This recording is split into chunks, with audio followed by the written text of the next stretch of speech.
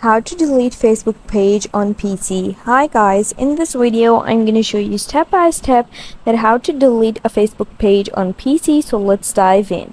First, open your PC and then open Chrome and just log into your Facebook account, and then you have to click this arrow over here on the top right corner, and then you have to click this page over here.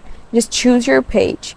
I'm going to switch to this page, and once the switching is done, just click the arrow again and choose settings and privacy over here.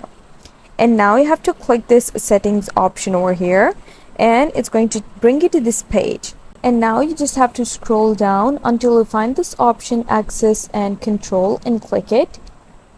And then it's going to bring you to this page, and you have to choose delete page and click continue.